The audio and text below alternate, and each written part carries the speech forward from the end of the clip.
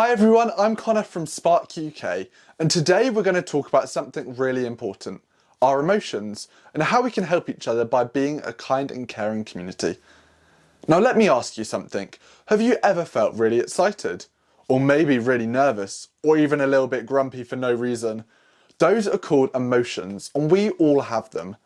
Sometimes we feel happy, excited, or super proud, like when we score a goal or finish a piece of work we're really proud of. Other times, we might feel sad, worried, angry, or left out, and guess what? That's okay too. All emotions are normal, even the tricky ones. But here's something that can really help when we're feeling not so great. It's called community. A community is a group of people who care for each other. It can be your school, your class, your family, your football team, or even just a few really good friends. Being part of a community means you're not alone. It means there are people around you who want to help, who will listen to you and who will look out for you when things are hard. You don't have to be a grown-up to make a difference. You can help build a kinder, stronger community right now.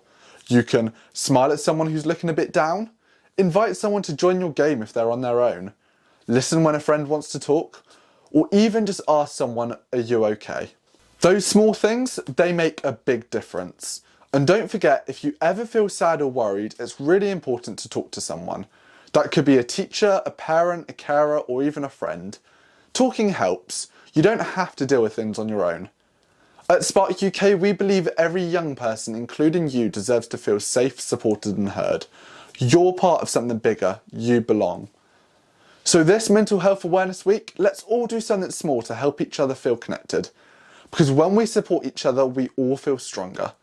Thanks so much for listening, and remember, you matter, you belong.